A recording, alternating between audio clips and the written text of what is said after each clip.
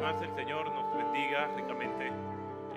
Nosotros los seres humanos nos hacemos muchas preguntas y quiero estimular que nos hagamos preguntas en torno a lo que pasó en la cruz del Calvario.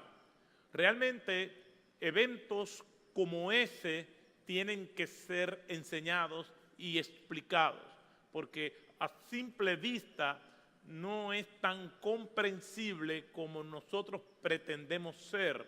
Por eso el Evangelio, y de eso vamos a estar hablando mañana, el Evangelio, cuando nosotros lo estamos predicando, y cuando hablamos del Evangelio, normalmente nos referimos a todo el consejo de Dios, a todo el plan de Dios, pero básicamente el Evangelio es el mensaje de salvación para los perdidos. Y cuando nosotros estamos comunicando el Evangelio, nosotros esperamos, o no nosotros, algunos esperan que las personas puedan sentir algo para tomar una decisión sobre la base de lo que ellos están sintiendo. Y a veces proclamamos el Evangelio y algunos responden, bueno, mira, es que yo no lo siento, porque yo no soy un hipócrita. Si yo lo sintiera, yo cuando lo sienta, verdaderamente voy a tomar una decisión por Cristo. Y el asunto es que el Evangelio no es algo que se siente, sino algo que se entiende. Y de eso vamos a hablar un poco más mañana, pero el Evangelio básicamente es algo que tiene que ser descrito, tiene que ser explicado. Por eso los eventos de la cruz, todo lo relacionado con la obra de nuestro Señor Jesucristo, hay que explicarlo. Cuando el etíope venía leyendo por el desierto de Gaza, el evangelista Felipe le pregunta, ¿entiendes lo que lees? No le dijo, ¿qué tú sientes al leer lo que estás leyendo? Sino, ¿entiendes lo que lees? Por lo tanto, el evangelio pudo ser recibido por el etíope después que Felipe le enseñó el evangelio y se lo explicó. El evangelio no se siente, se entiende. Y nosotros, para poder entender, tenemos que explicarlo. Por eso fue que el etíope le dijo, ¿y cómo yo voy a entender si no hay nadie que me lo pueda explicar? Y lo que estamos haciendo en estos días es explicando el evangelio.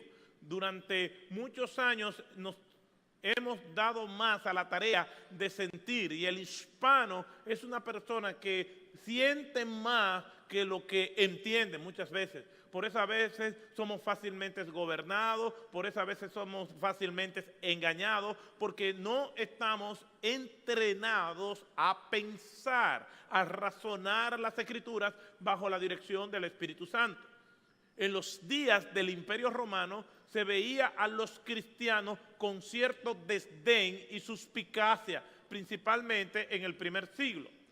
Las persecuciones no la iniciaron los romanos, la iniciaron los fariseos, el oficialismo religioso judío en contra de los cristianos. Ellos fueron los que iniciaron las persecuciones, ellos fueron los que mataron a Cristo, ellos fueron los que desataron las persecuciones a raíz de la muerte de Esteban. Todos ellos fueron los que iniciaron las persecuciones. Las persecuciones de parte del Imperio Romano comienzan en el año 64 después de Cristo, es decir, en el primer siglo, cuando Nerón quería construir una nueva Roma y mandó a incendiar a Roma para poder tener la excusa de construir una nueva Roma, algo que el Senado en ese tiempo no le permitía, y ya que estaba destruida y devastada, pues Nerón iba a poder cumplir su plan y propósito y construir una nueva Roma, ponerle por nombre Neronia. Eso no pudo ser posible, pero lo que sí fue posible es que se culparon a los cristianos según los relatos de Tácito en su libro Anales. Y se culparon a los cristianos y oficialmente comenzaron las persecuciones contra los cristianos en el año 64. Y se contabilizan 10 grandes persecuciones a partir de ese año 64 en los días de Nerón y en la última en los días de Diocleciano. Pues ese oficialismo religioso judío comenzó a perseguir a los cristianos y después los romanos, pero les fue fácil para los romanos perseguir a los cristianos. ¿Por qué? Porque los cristianos no participaban de muchas cosas que el Imperio Romano veía como normal y que se promovían desde el imperio. Los cristianos no participaban de la farsa romana, del teatro farso de los romanos. ¿Por qué? Porque decían que no tenía buen gusto. Los cristianos no participaban del circo y la arena romana.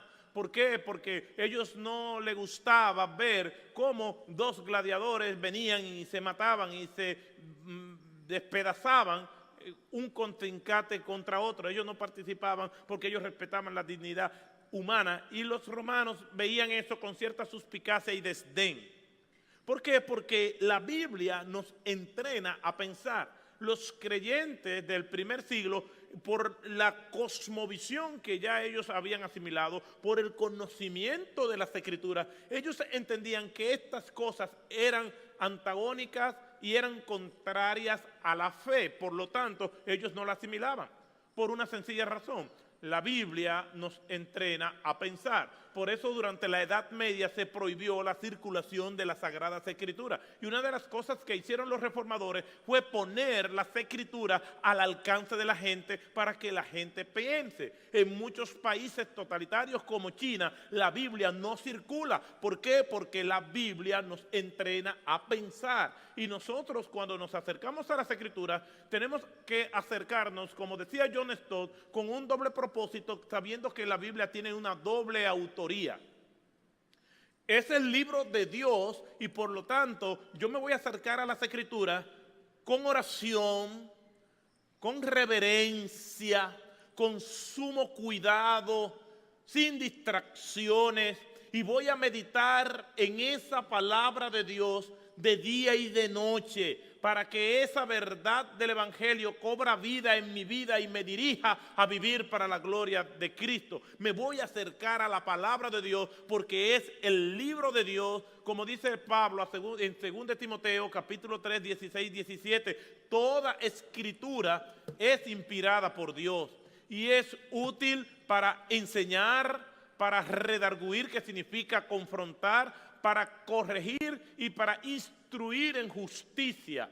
Entonces yo me voy a acercar a la Biblia porque Dios es el autor de la Biblia. Yo voy a acercarme a ella con sumo cuidado. Yo me voy a acercar a ella sabiendo que al abrirla Dios me va a hablar y que Dios tiene un mensaje para mí. Es la palabra de Dios. Pero también la palabra de Dios es una revelación donde los hombres participaron. Entonces es lo que se conoce como la doble autoría de la palabra de Dios. Y yo me voy a acercar a la Biblia como el libro de los hombres. Donde hay un punto, yo me detengo.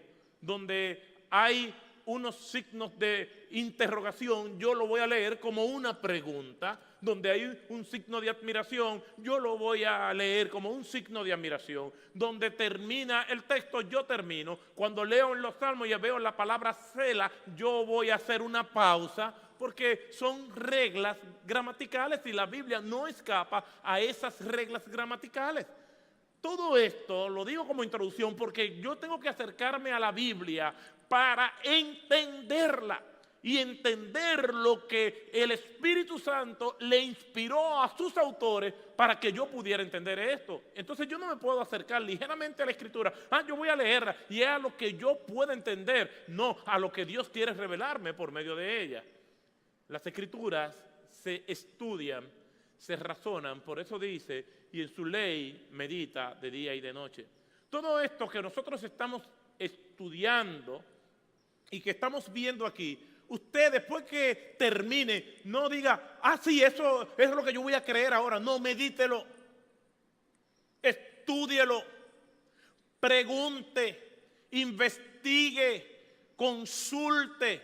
Entonces, lo que Dios por su Espíritu Santo quiera revelarle y quiera guiarle, entonces usted va a recibir esto.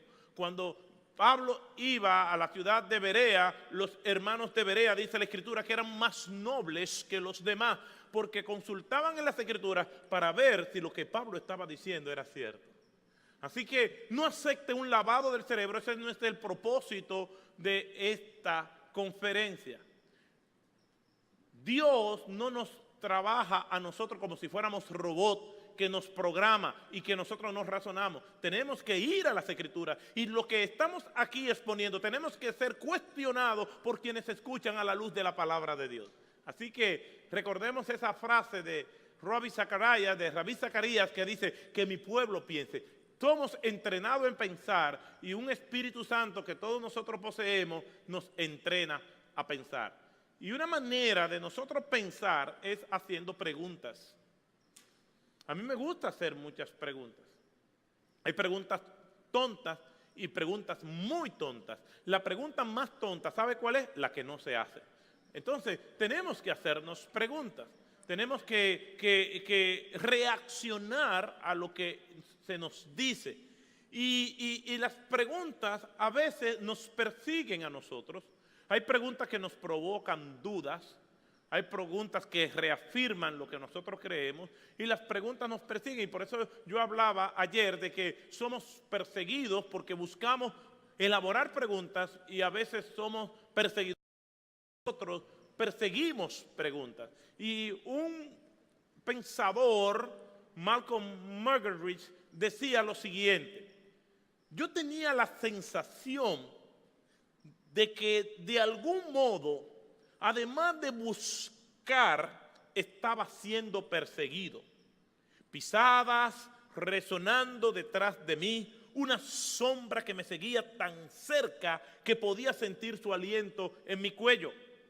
Yo estaba huyendo, persiguiendo y siendo perseguido. El perseguidor y el perseguido, la búsqueda y la huida. Y así somos. Tenemos preguntas que nos persiguen toda la vida porque no tenemos respuesta. Yo tengo muchas preguntas que todavía no encuentro respuestas.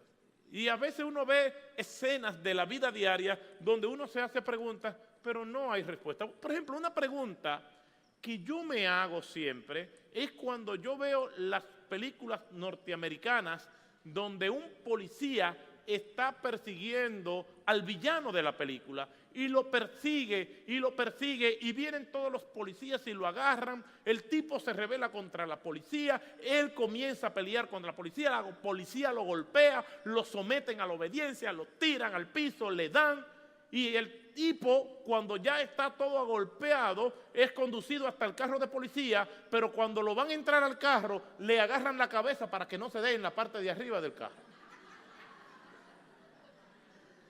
Pero está muy golpeado, un golpe más, ni siquiera le va a doler. Me pregunto siempre, ¿por qué hacen eso? No tengo respuesta. Y así podemos pasarnos la vida haciéndonos preguntas que nosotros no vamos a encontrar respuesta.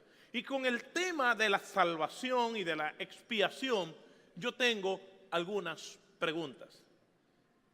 Y aquí vienen las preguntas que he elaborado. Probablemente usted tiene más, y de seguro que sí, es así. ¿Murió Cristo por algunos pecados de todos los hombres? Cuando Cristo estaba en la cruz, ¿qué fue lo que sucedió allí realmente? Ya le dije que eventos como ese tienen que ser explicados.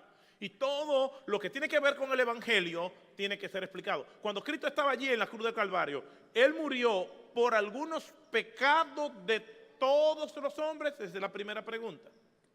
Segunda pregunta. ¿Pudo haber muerto por todos los pecados de todos los hombres? Piense esta respuesta.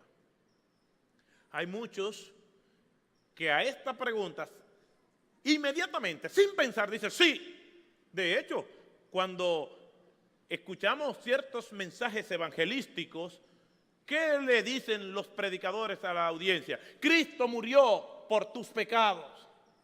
Cristo murió por todo el mundo y por todos sus pecados.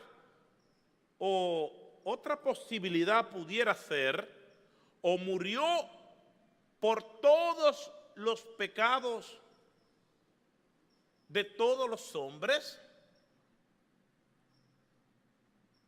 Si esto es así, otra pregunta, ¿por qué no todos son salvos? Yo sé cuál es la respuesta que le va a venir a la mente, porque los hombres tienen que venir a Cristo y creer para que eso que está en la cruz pueda ser posible. No es esto algo que complica más. No limita esta respuesta el poder de Dios. Dios crea el mundo se corrompe, Dios envía a su único Hijo, se encarna, sufre la mayor de las humillaciones, que fue hacerse hombre, se humilló hasta lo sumo, se enfrenta a este mundo perverso, cae en manos de malhechores. Jesús entonces es llevado a una cruz, se hace el santo y eterno Hijo de Dios, maldito por todos nuestros pecados. En la cruz Cristo llega a clamar: Dios mío, ¿por qué me has abandonado? Fue abandonado por el Padre en aquel momento porque estaba cargando con los pecados de nosotros. Viene Jesús y se pone al oprobio, al ajenjo, a la vergüenza. Muere en esa cruz desnudo ante los ojos burladores de todos los hombres, siendo espectáculo siniestro para todos ellos. Resucita al tercer día para que solamente aquellos que por su propio esfuerzo pueden venir y creer, entonces sean salvos. Yo no sé si para ustedes, pero esto no es negocio. Un precio tan alto para que entonces el que quiera venga a él. Entonces, si ancho es el camino que conduce a la perdición, entonces en este mundo Satanás tiene más poder que el Señor. Porque está logrando por su poder que más gente se pierda, que Cristo con su eterno poder y deidad logre para que gente se salve. Usted dirá, sí, pero al final Satanás será destruido. Sí, pero las personas que se están yendo al infierno es porque Satanás, aunque sea destruido, está demostrando más poder que el Señor. ¿Qué queremos señalar con todo esto? Les invito a que vayamos a las Escrituras y mientras desayunaba esta mañana le hacía una historia verídica que yo viví a Sugel, donde le decía que yo estaba en mi juventud escuchando a un predicador que comenzó a hablarle a la congregación y cuando ya tenía como 45 minutos hablando, le dijo a la congregación lo siguiente: debo decirle que hasta que yo no leo el texto no he comenzado a predicar. Entonces, para que ustedes no se pongan nerviosos, vamos a leer una porción de las Escrituras. En Romanos capítulo 3, versículos 25 y 26. Y esta porción de las Escrituras la vamos a leer en la versión que normalmente uso, que es la versión Biblia de las Américas, pero después la vamos a leer en una traducción más moderna, que es buena, aunque todas las traducciones tienen sus temas en ciertos términos que no son los más exactos, pero esta es una traducción que yo normalmente uso mucho, que es la Nueva Traducción Viviente. Pero vamos a leer primero en la versión Biblia de las Américas, Romanos capítulo 3, versículos 25 y 26. Y dice la Escritura de la siguiente manera: a quien Dios exhibió públicamente como propiciación por su sangre a través de la fe, como demostración de su justicia, porque en su tolerancia Dios pasó por alto los pecados cometidos anteriormente para demostrar en este tiempo su justicia, a fin que Él sea justo y sea el que justifica al que tiene fe en Jesús. Ahora yo lo voy a leer en la Nueva Traducción Viviente para que pueda ser mejor asimilado este texto que es crucial y esencial para el tema que nosotros vamos a estar trabajando. Pues Dios ofreció a Jesús como el sacrificio por el pecado. O sea, alguien tenía que pagar por los pecados. Alguien tenía que pagar ese precio. ¿Por qué? Porque ya había una sentencia previa. Por cuanto todos pecaron y están destituidos de la gloria de Dios, y la paga del pecado, que es muerte, pues entonces alguien tenía que pagar por los precios del pecado. Y el precio que hay que pagar por el precio del pecado es una muerte triple.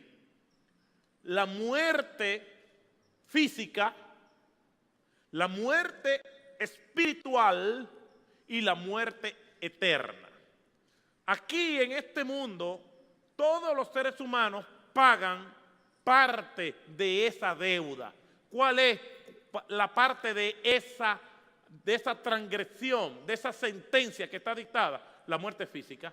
Todos nosotros nacemos y en algún momento vamos a morir, creyentes y no creyentes. La muerte espiritual está reservada a aquellos que no se convierten a Jesucristo. Y la muerte eterna, entonces, es por toda la eternidad. Este mundo está lleno de muertos espirituales. Y es decir, están pagando esas dos sentencias hasta que el Señor tenga planes con su vida y los salve. Mientras tanto, están enfrentándose a esta triple muerte. Cuando Cristo muere en la cruz del Calvario, temporalmente nos da la oportunidad para nosotros librarnos de la muerte espiritual al creer en Él. Nos libra entonces de la muerte humana, no nos libra de la muerte humana, pero después nos libra de la muerte eterna por tenerlo a Él. Entonces alguien tenía que pagar para que esa sentencia de Dios se cumpliera, pero a la vez posibilitara de librarnos de esa muerte. Entonces el autor, el apóstol Pablo, le está diciendo a sus primeros lectores y oyentes, pues Dios ofreció a Jesús como el sacrificio por el pecado. Las personas son declaradas justas, no se autojustifican. Y en la versión Reina Valera del 60, como en la versión Biblia de las Américas, dice que por su sangre a través de la fe, como demostración de su justicia. O sea, Dios impone su justicia. No es que el hombre por sus propios méritos, él alcanza la justicia de Dios. Por eso es que en esta versión me encanta, porque dice, Dios entonces los declara justos. Son justas ante los ojos de Dios cuando creen que Jesús sacrificó su vida al derramar su sangre. Ahora, alguien dirá, pero eso es verdad. Todo el que cree es declarado justo. Eso es verdad, yo estoy totalmente de acuerdo. Yo creo que todos los creyentes están de acuerdo con eso, que somos declarados justos en el momento de que creemos. Sin embargo, sigue diciendo el texto, este sacrificio muestra que Dios actuó con justicia cuando se contuvo y no castigó a los que pecaron contra Él en el pasado, porque miraba hacia el futuro y de ese modo los incluiría en lo que llevaría a cabo en el tiempo presente. Dios hizo todo esto para demostrar su justicia, porque Él mismo es justo e imparcial y declara a todos los pecadores justos ante sus ojos cuando ellos creen. Porque yo estoy de acuerdo con esto, pastor, porque es verdad, somos declarados justos en el momento en que nosotros creemos. Pero la pregunta es, ¿esta justicia ha sido imputada a nosotros en el momento que creemos o antes de que nosotros creyéramos, cuando Cristo murió en la cruz del Calvario, ocurrió este acto? Pero más todavía, ocurrió en la cruz del Calvario o eso ya había ocurrido antes de la fundación del mundo. La Escritura dice claramente que el Señor nos escogió antes de la fundación del mundo y nosotros en nuestra humanidad nos beneficiamos de ese sacrificio en el momento que creemos, pero en la mente del Señor eso ya ha sido adjudicado, imputado para nosotros desde antes de que nosotros creyéramos. En otras palabras, la muerte de Cristo es necesaria y era necesaria para vindicar la justicia de Dios. Dios no podía, porque Dios no puede negarse a sí mismo, dice la Escritura. Dios no puede ir en contra de su naturaleza y de sus atributos. Pero la muerte de Cristo es necesaria para vindicar o para defender o justificar el propósito de Dios o para vindicar la justicia de Dios. Es decir, Dios había dicho algo que tiene que cumplirse porque nuestro Dios no es hombre para que se arrepienta ni hijo de hombre para que mienta. Lo que quiere decir que en el plan de Dios esto marchó tal y como Él lo había planificado. No es que Adán y Eva caen y entonces Dios dice, wow, ¿y ahora qué hago? Mira, se me dañó este trabajo, yo tengo que improvisar algo, yo tengo que ver cómo yo resuelvo este problema. Oye, me salió mal. No. Dice que desde antes de la fundación del mundo el Señor nos había escogido. El decir lo contrario es negar los atributos del Señor. Por eso, cuando hablamos de la soberanía de Dios y las dificultades, yo le doy mucha mente y vivo atormentado y les confieso que ese es uno de los espectros que me atormentan la vida y es conciliar la soberanía de Dios, el amor de Dios y los sufrimientos que nosotros vemos en este mundo. C.S. Lewis, en El dilema del dolor, dice que cuando vienen las dudas o viene el tema del dolor para tratar de conciliarlo con el amor de Dios, es cuando la batalla entre dudas y fe se vuelve más sangrienta. Y realmente no todos los aspectos, como le decía ayer, de la soberanía de Dios son asimilados por nosotros. Y el mismo Señor está consciente de eso porque dice, mis pensamientos no son vuestros pensamientos, ni mis caminos son vuestros caminos. Mis pensamientos son más altos que vuestros pensamientos. Nosotros no podemos llegar a alcanzar y comprender esta vasta expansión de los misterios de la soberanía de Dios. El mismo Job está atribulado por todo lo que le está pasando y le hace preguntas a Dios, preguntas que Dios no le responde. Simplemente Dios se le aparece en medio de un torbellino y le dice, ¿dónde tú estabas? Tú me estás preguntando, pero ahora soy yo que te voy a preguntar a ti. Yo te he dejado que tú preguntes todo lo que tú quieras, ahora yo te voy a preguntar a ti. Y si tú me puedes responder mis preguntas, entonces yo te voy a responder las tuyas.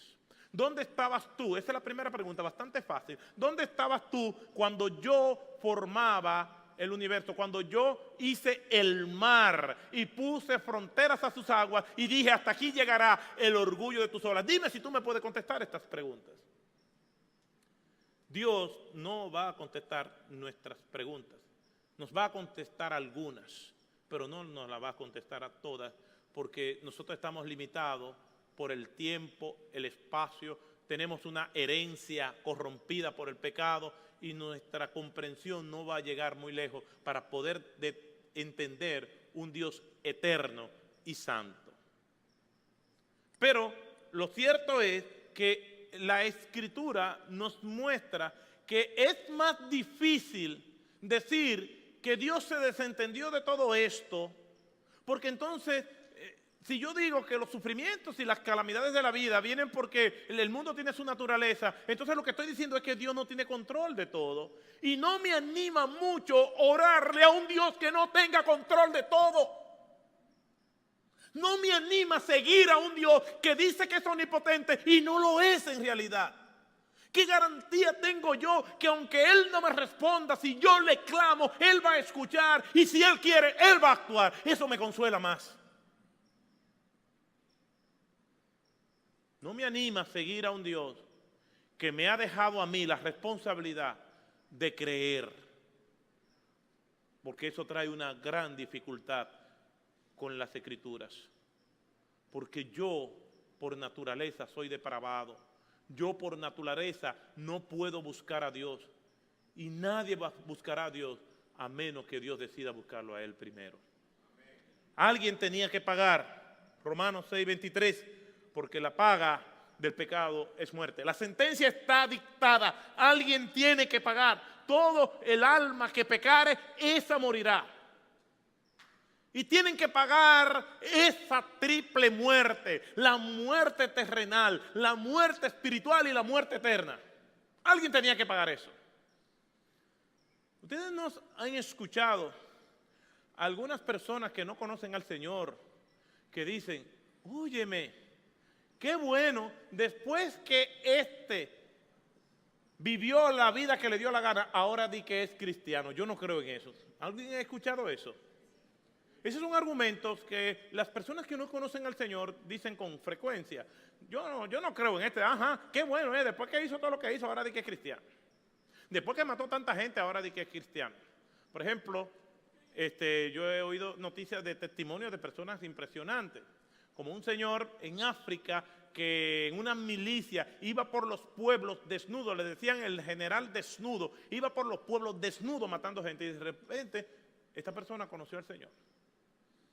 Sus detractores dicen, no, yo no creo en esto. Este señor, acusado de crímenes contra la humanidad, fue a la Corte Internacional de La Haya, él de manera personal, y dijo, yo cometí todos estos crímenes, júzguenme, y ahora están en el proceso. Yo entiendo el que puede pensar así. Incluso mucha gente dice, sí, pero él creyó, pero ¿qué hacemos con los pecados que él cometió? Y eso es algo muy interesante, porque si la paga del pecado es muerte y él cometió esos pecados, es muy bueno que crea, es muy bueno que se arrepienta. ¿Y qué hacemos con lo que él cometió? Imagínense ustedes que yo, después que se acabe la conferencia, que regrese a mi país, Dios mediante, me encuentre con mi esposa y mis hijos, y de repente el pastor dice, Eddie y Casa, tengo que darle una mala noticia, hermanos, el pastor Otto Sánchez está siendo acusado de que se robó un banco.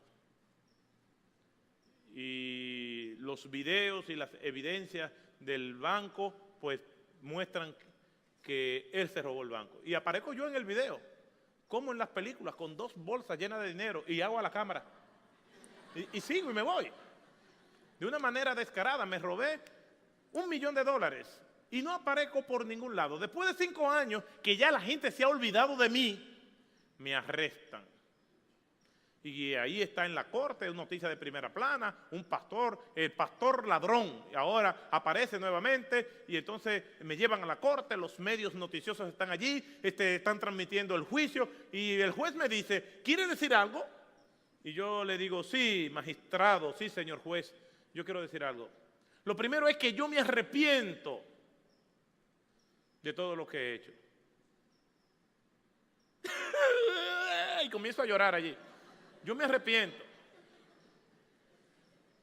También les debo decir, no solamente que me arrepiento, sino que yo le juro, por la salud de su madre,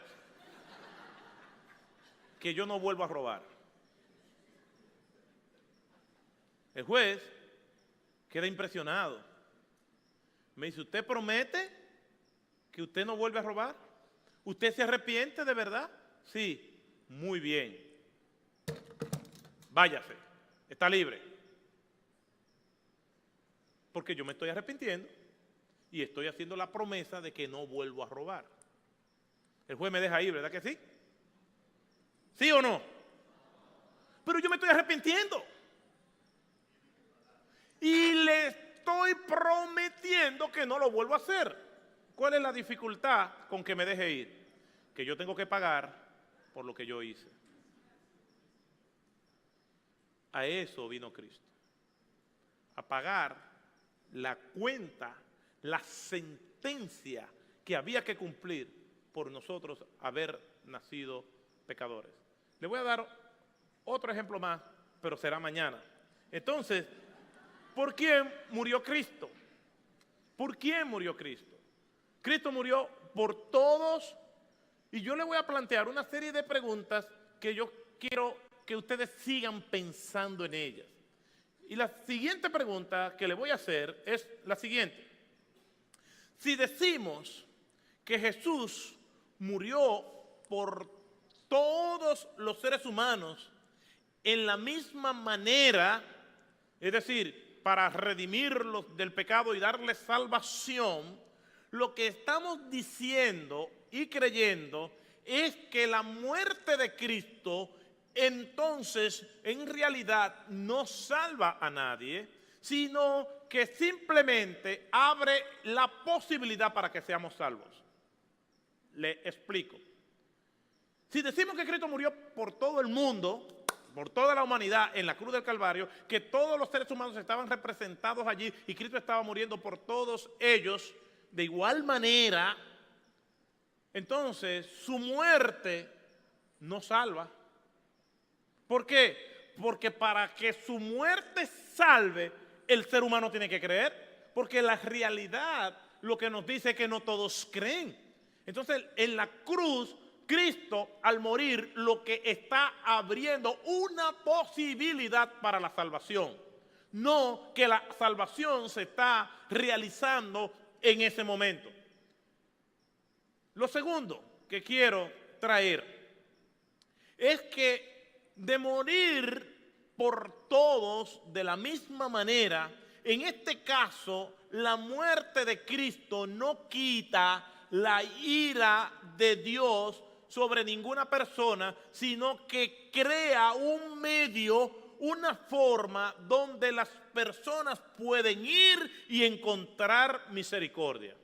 Y eso es lo que, desde que yo nací, estoy oyendo. Cristo murió en la cruz del Calvario, pero tú no eres salvo todavía. Tú tienes que creer y tú tienes que acercarte a Cristo para que entonces te beneficie de la cruz.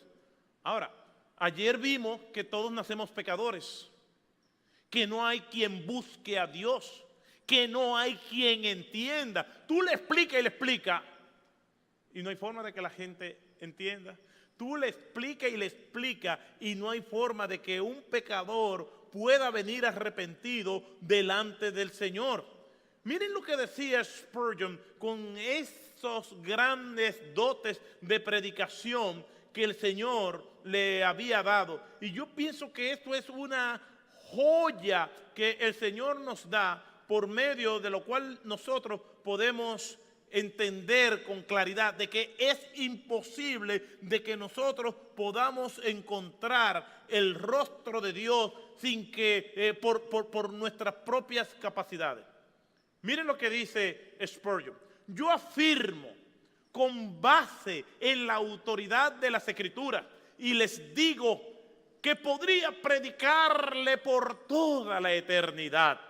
Podía pedir prestada la elocuencia de Demóstenes o de Cicerón, pero los inconversos no van a querer venir a Cristo. Podía pedirle de rodillas, con lágrimas en mis ojos, y mostrarle los horrores del infierno y los deleites del cielo, la suficiencia de Cristo y su propia condición perdida, pero ninguno querrán venir a Cristo por su propia cuenta, a menos que el Espíritu que descansó en Cristo los traiga. Es una verdad universal que los hombres en su condición natural no pueden venir a Cristo. Nosotros no podemos. Yo no puedo. Quisiera yo que venir y predicarle a mis familiares inconversos y decir, ven a Cristo, y rogarle. ¿Qué no haría uno de nosotros por esto? Pero no está en nosotros, ni está en ellos. Está en el Señor. Si Cristo murió por todos los hombres, entonces la cruz de Cristo no es la salvación, es la opción para la salvación, porque ellos tendrían entonces que venir a Cristo. Ellos tendrían que realizar su propio nuevo nacimiento. Ellos deben traerse ellos mismos a la fe sin la irresistible gracia de Dios. Es decir, de ellos que son muertos espirituales, tienen que venir y tener su propia vida. Ellos que son esclavos espirituales, tienen que venir y autoliberarse para entonces tener la fe que ellos necesitan para poder creer en el Señor. Eso es una complicación y un barbarismo teológico. La palabra de Dios nos dice en Efesios capítulo 2, versículos 8 y 9, que por gracia sois salvos. ¿Por medio de qué?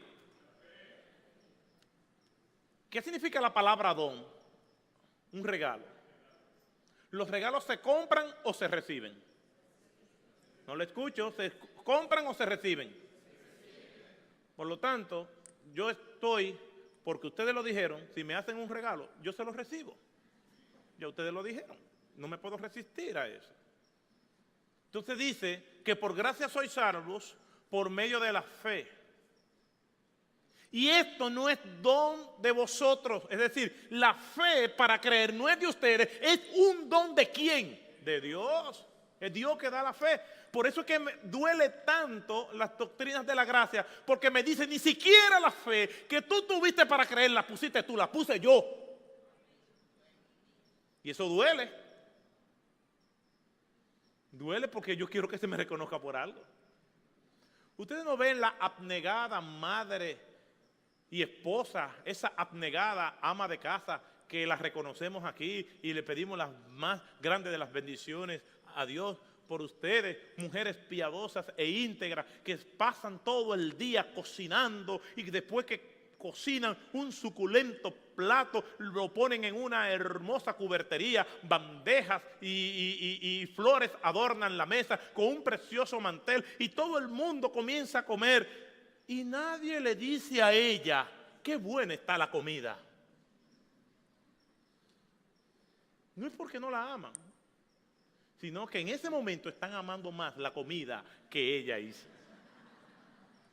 Y entonces ella está un poco incómoda y comienza hasta que cae víctima de su carnalidad y dice, ¿y cómo quedó la comida? Y todos dicen, muy buena. Dice ella, no, para mí no quedó muy buena. Sí, quedó muy buena, pero ella lo que quiere es que la exalten, que la alaben, que la honren. Porque la comida quedó buena.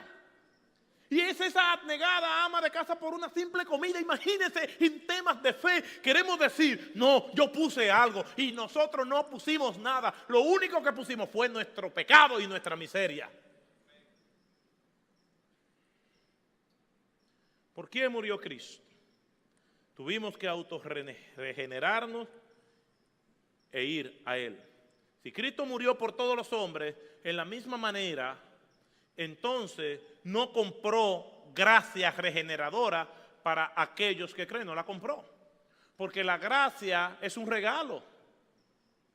Y si tú estás creyendo por tus propios méritos, entonces la salvación no es por gracia, es por tus obras. Y por eso es que Pablo concluye diciendo en Efesios 2, 8 y 9, no por obras, sino es por la fe, que es un regalo de Él.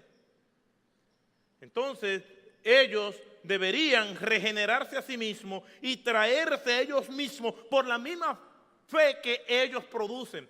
Se dicen que un grupo de ateos y científicos pidió una audiencia a Dios.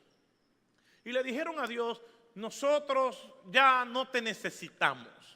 La ciencia ha avanzado mucho y las cosas que la gente pedía porque la ciencia no había avanzado tanto, ahora no son necesarias pedírtela a ti. Así que realmente nosotros te retamos a que tú quisieras hacer algo que nosotros no podamos hacer.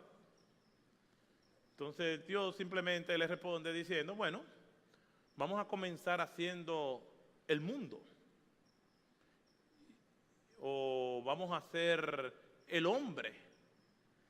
Entonces los científicos se miran así, toman tierra para hacer el hombre y dicen, no, ustedes fabriquen su propia tierra, esa tierra la fabriqué yo.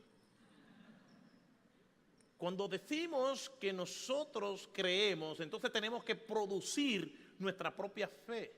Tenemos que autorresucitarnos o autotraernos a la vida y autoliberarnos. De eso vamos a hablar mañana, porque la Biblia dice que estábamos muertos en delitos y pecados. Y hay que entender eso en el contexto en el que el Pablo lo está diciendo, porque nosotros no tenemos cultura esclavista, pero en los días de Pablo sí había cultura esclavista. Y un esclavo no podía liberarse a menos que su amo le concediera la libertad. Quiere decir que el que no tiene a Cristo es un muerto. Cuando el Señor resucitó a Lázaro, le dijo, Lázaro, no hay una sola evidencia en la historia bíblica de que alguien haya resucitado por sus propios méritos, solamente nuestro Señor Jesucristo, porque Él es Dios. Porque Él dijo, yo mismo pongo mi vida y yo mismo la vuelvo a tomar, porque Él es Dios.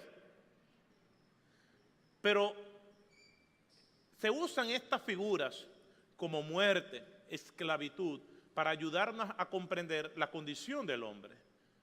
Así como es imposible para el hombre autodarse vida, es imposible para el hombre tampoco autoliberarse de su esclavitud en términos sociales, materiales, humanos, es imposible en términos espirituales. Y Pablo precisamente usa esos términos para darnos a entender la imposibilidad y la agonía en que se encuentra el ser humano. Como decía ayer, si Dios se pusiera a esperar a que el hombre viniera voluntariamente, el cielo estuviera vacío.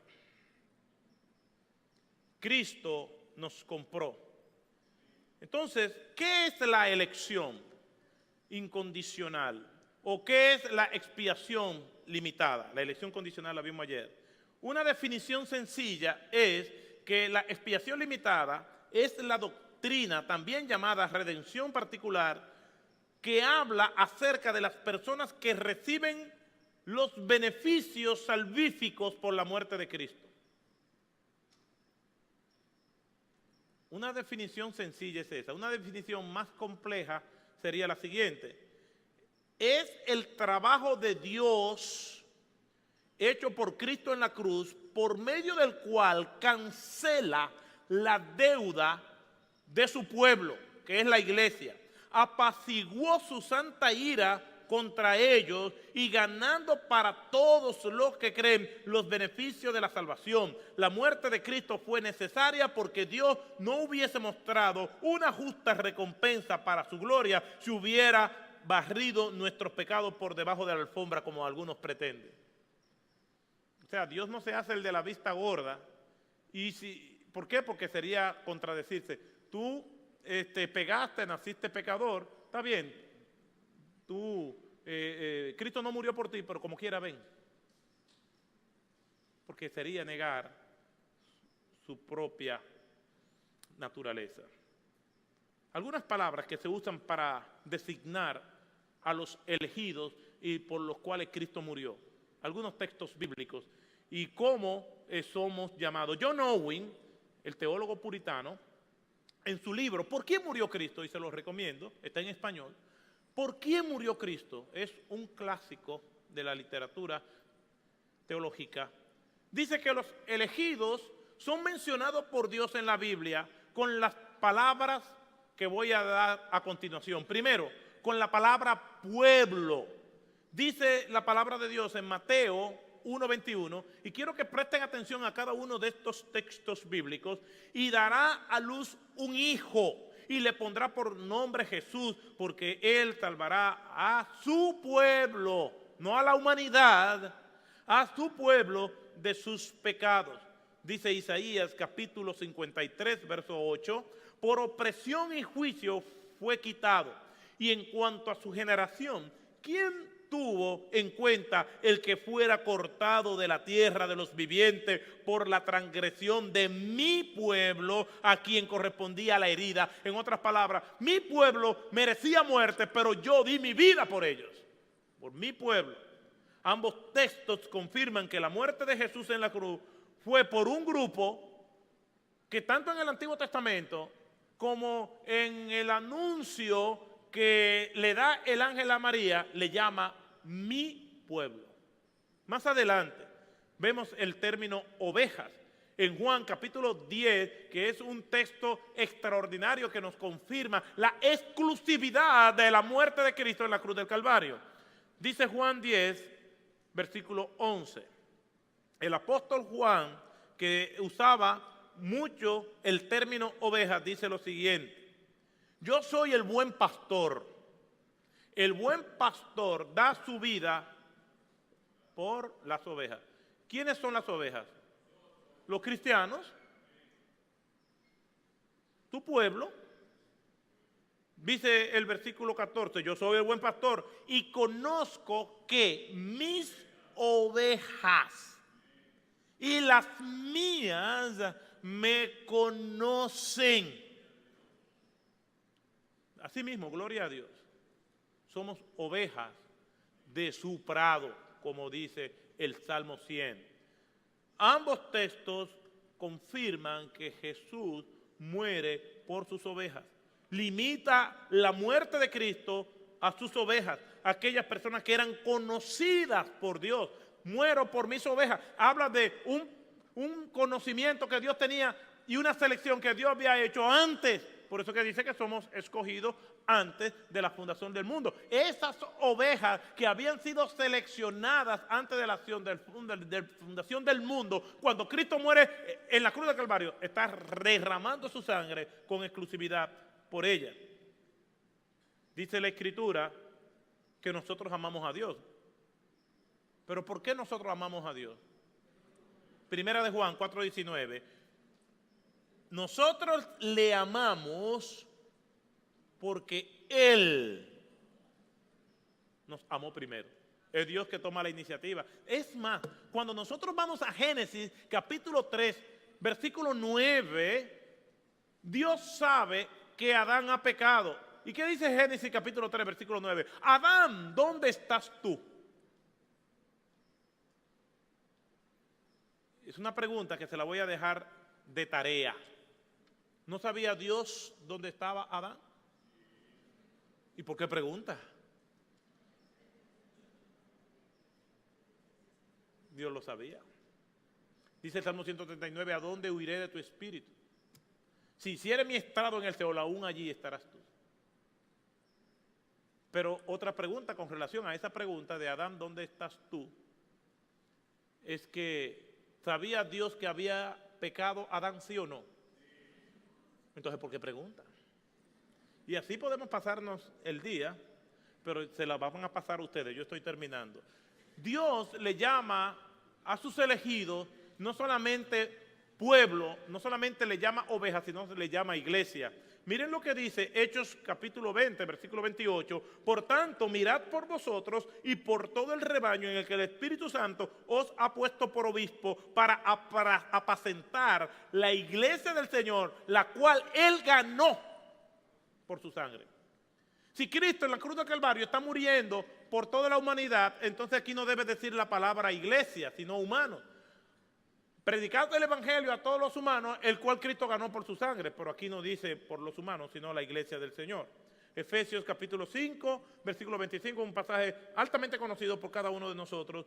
Maridos, amad a vuestras mujeres, así como Cristo amó la iglesia y se entregó a sí mismo, hablando de su obra redentora en la cruz del Calvario, a sí mismo por ella. Hay muchos textos más que afirman que la muerte de Cristo fue designada para la salvación del pueblo de Dios. Otra vez vuelvo a Juan 10, versículo 15. De igual manera que el Padre me conoce y yo conozco al Padre y doy mi vida por las ovejas.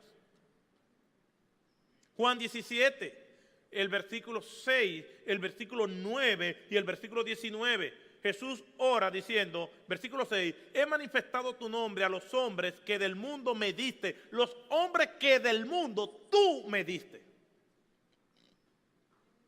Y sigue diciendo, tuyos eran y me lo diste. Versículo 9, yo ruego por ellos, no ruego por el mundo,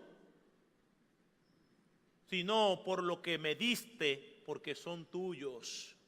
Versículo 19, y por ellos yo me santifico a mí mismo, para que también sean santificados en la verdad. Caifás, que era el sumo sacerdote en los días de Cristo, fue inducido a decir estas declaraciones en Juan 11, versículos 49 y 52. Pero uno de ellos, dice Juan, Caifás, que era sumo sacerdote ese año, le dijo: vosotros no sabéis nada, ni tenéis en cuenta que os es más conveniente que un hombre muera por el pueblo y no que toda la nación perezca. Ahora bien, no dijo esto de su propia iniciativa, sino que siendo el sumo sacerdote ese año, profetizó de que Jesús iba a morir por la nación. Eso es lo que está diciendo Juan. Es mejor que uno muera por el pueblo y no por toda la nación, que va a perecer. Entonces es mejor que muera por su pueblo. Y eso lo profetizó Caifás, fue inducido a decir estas cosas. Otra vez, Juan 10, 15 al 16. Como el Padre me conoce y yo conozco al Padre y pongo mi alma por las ovejas, también tengo otras ovejas que no son de este corral, de este redil, aunque también me conviene traer y oirán mi voz y se hará un corral y habrá un pastor. Por último, Apocalipsis, capítulo 5, versículo 9. Digno eres de tomar el libro y de abrir sus sellos, porque tú fuiste muerto y nos has redimido ahora para Dios con tu sangre de todo linaje, lengua y nación. Mis hermanos, hay objeciones a esta doctrina. Y esas objeciones presentan algunos versos que no están bien manejados y la voy a contestar de manera espontánea en el tiempo de preguntas y respuestas para no abusar el tiempo. Pero ¿qué debe producir esto en nosotros? Si cada vez que predicamos y que predico acerca de esto, debe llevarnos a una glorificación de nuestro Señor Jesucristo, una contemplación obstinada por la gloria de Dios, de que nosotros siendo como somos, Él nos escogió antes de la fundación del mundo. ¿Por qué el Señor escoge? Bueno, esa es una de las preguntas que las personas hacen. Primero, porque Él es soberano. ¿Y tiene algún propósito? Sí, derramar su gracia y misericordia sobre nosotros. ¿Por qué no escoge a otros? Porque Él nos escogió por el puro aspecto de su voluntad. Ahora, yo no sé por qué Él no lo escogió. No nos escogió a nosotros por méritos algunos, ni no escogió a los demás por sus pecados, sino por su propósito eterno, que yo no sé cuáles son. Porque Dios no tiene despropósito en nada. Entonces, hay a veces que nosotros nos obstinamos por entender cosas que no han sido reveladas. Y eso nosotros nunca lo vamos a llegar a comprender. Le preguntaron a John MacArthur, ¿por qué el Señor escoge para perdición? Él dijo simplemente, no sé. No sé. Y yo le agrego a eso, no hay despropósito en Dios. Mientras tanto, celebremos que nosotros fuimos escogidos desde antes de la fundación del mundo. Y que en la cruz, cuando Cristo estaba muriendo, te tenía en mente a ti y a mí, sin nosotros no tener ningún tipo de méritos. Que el Señor nos bendiga ricamente.